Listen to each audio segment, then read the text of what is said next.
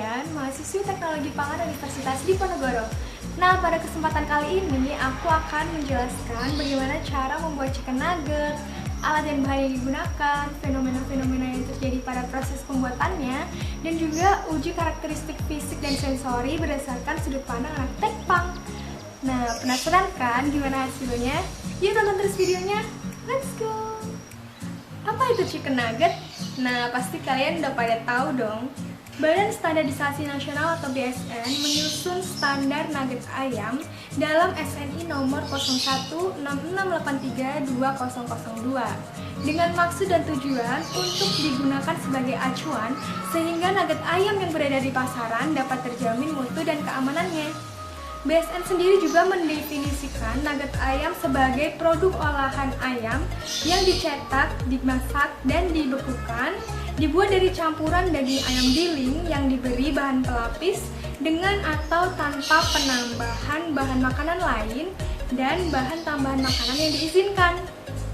Persyaratan nugget ayam dapat dilihat pada tabel berikut.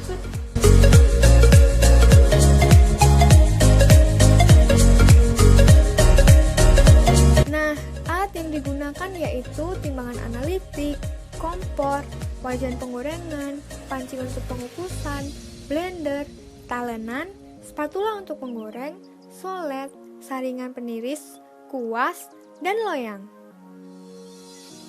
Sedangkan untuk bahan yang digunakan yaitu 500 gram daging ayam segar. Di sini aku menggunakan bagian dada. Bumbunya 1 sendok teh lada bubuk, 3 siung bawang putih yang sudah dihaluskan, 1/4 sendok teh garam, 1 sendok teh gula, dan 1/4 sendok teh kaldu bubuk, daun bawang dan wortel yang sudah diparut, 40 gram tepung tapioka, 1 butir putih telur, 30 gram tepung terigu, dan air es secukupnya. Nah, itu tadi adalah alat dan bahan yang digunakan untuk membuat chicken nugget homemade kali ini. Yuk, langsung aja kita masuk ke proses pembuatannya.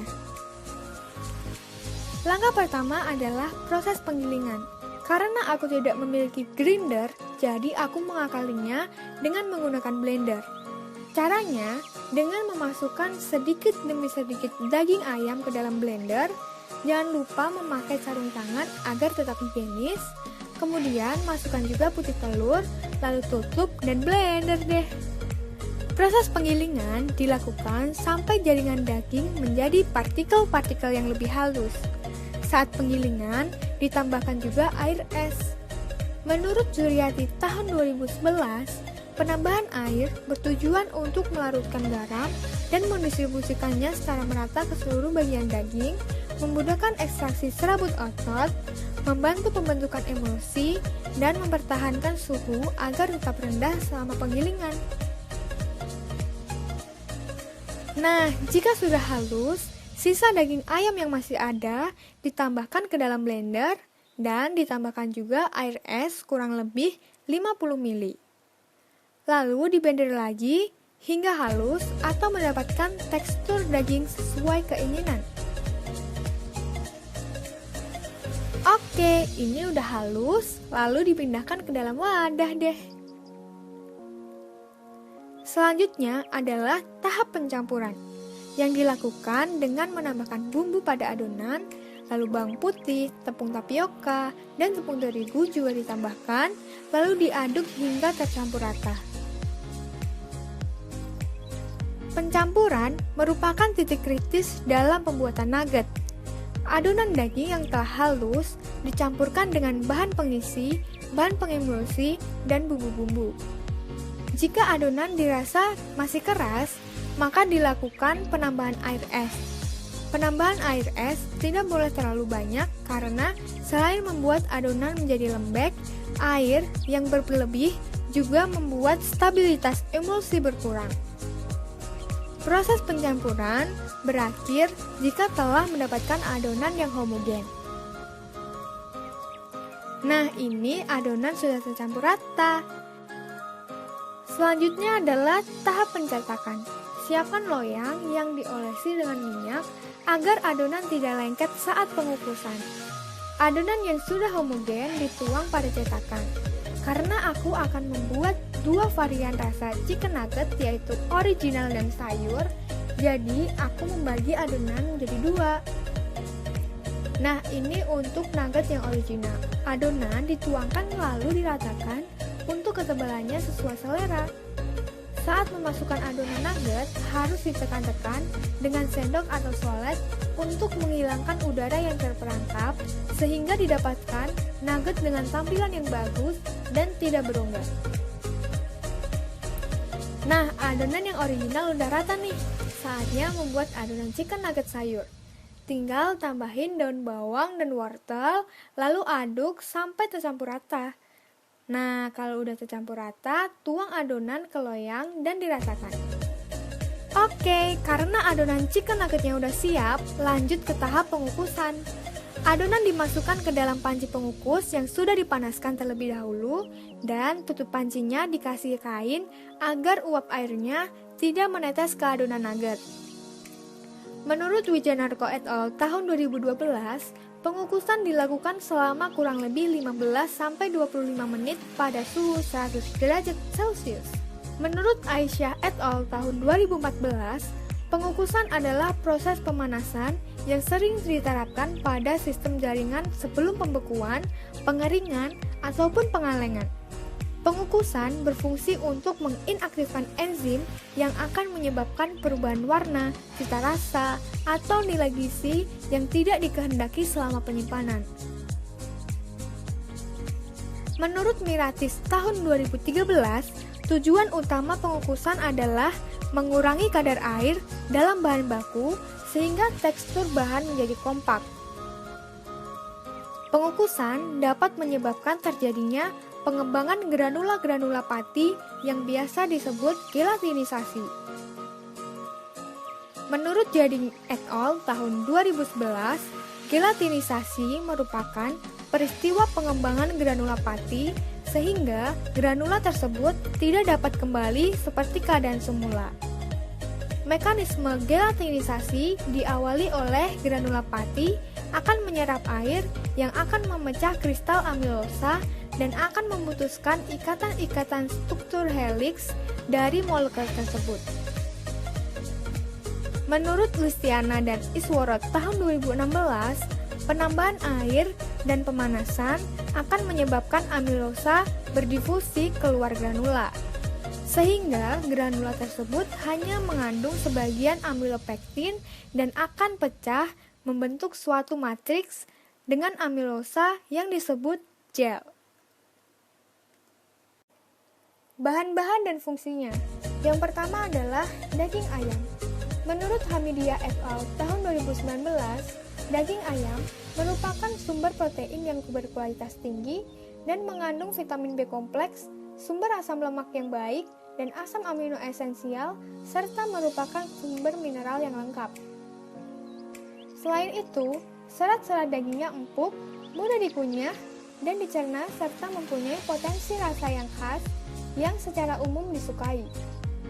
Manfaat daging ayam bagi kesehatan sangat tinggi, karena mengandung asam amino esensial yang lengkap dan dalam perbandingan jumlah yang banyak juga merupakan bahan makanan yang mengandung protein tinggi serta vitamin dan mineral. Berikut adalah tabel komposisi kimia daging ayam per 100 gram bahan. Selanjutnya adalah telur ayam. Telur merupakan salah satu bahan makanan yang praktis diolah dan memiliki protein yang berkualitas tinggi. Telur mengandung zat-zat makanan yang penting bagi tubuh, yaitu sumber protein, lemak, vitamin, dan mineral yang cukup lengkap sehingga dapat memperlancar proses metabolisme dalam tubuh. Selanjutnya adalah tepung terigu. Tepung terigu merupakan sumber pati dan sebagai bahan pengisi. Menurut Astriani et al. Tahun 2013, tepung terigu ditambahkan dalam produk untuk menambah bobot produk dengan mensubstitusi sebagian daging sehingga biaya dapat ditekan. Fungsi lain dari bahan pengisi adalah membantu meningkatkan volume produk. Yang keempat adalah tepung tapioka. Tepung tapioka banyak digunakan sebagai bahan pengisi atau filler yang ditambahkan pada produk olahan daging, karena dapat membentuk gel yang bening, lentur, dan tidak berbau sehingga dapat digunakan untuk perekat yang kuat. Menurut Montolalu et al. Tahun 2017, tepung tapioka sebagai bahan pengisi berfungsi untuk mengikat air, memperbaiki tekstur, memperbaiki kekenyalan, dan elastisitas produk. Penambahan pati akan membuat tekstur produk lebih kompak karena ikatan yang terbentuk lebih kuat. Pati akan mengalami gelatinisasi pada proses pemanasan. Gel yang terbentuk akan berikatan dengan protein daging sehingga membentuk matriks protein pati dan akan menghasilkan produk daging yang saling mengikat dan kompak. Selanjutnya adalah proses penggorengan. Menurut Fatimah et al. Tahun 2017, penggorengan merupakan proses termal yang umum dilakukan menggunakan minyak atau lemak pangan. Bahan pangan yang digoreng mempunyai permukaan luar berwarna coklat keemasan. Warna yang muncul disebabkan karena reaksi pencoklatan atau Maillard. Menurut Hikmatun tahun 2014, reaksi Maillard terjadi antara protein, asam amino dan amin dengan gula, aldehid dan keton yang merupakan penyebab terjadinya pencoklatan selama pemanasan atau penyimpanan dalam waktu yang lama pada bahan pangan berprotein. Mekanisme reaksi pencoklatan ini diawali dengan adanya reaksi antara gugus karbonil dari gula pereduksi dengan gugus amino bebas dari protein atau asam amino. Dengan adanya pemanasan akan menghasilkan pigmen-pigmen melanoidin yang berwarna coklat.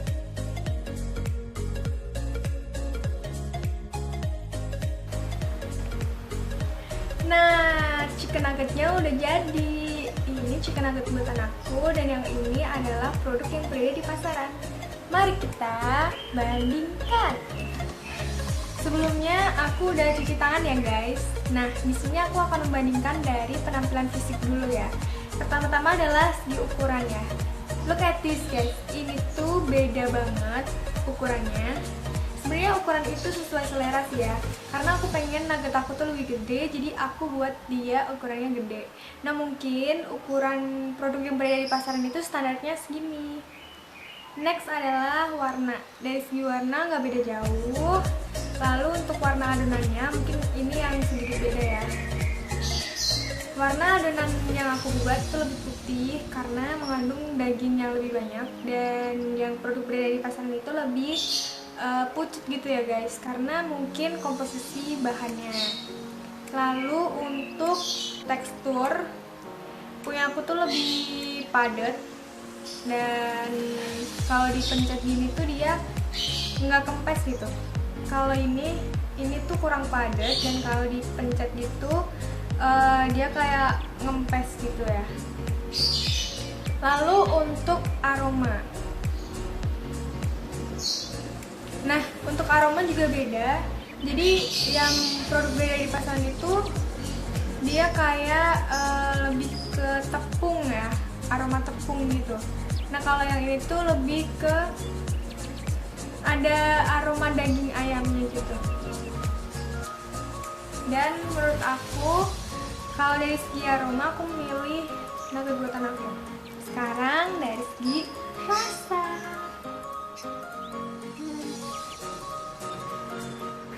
Minum dulu biar netral.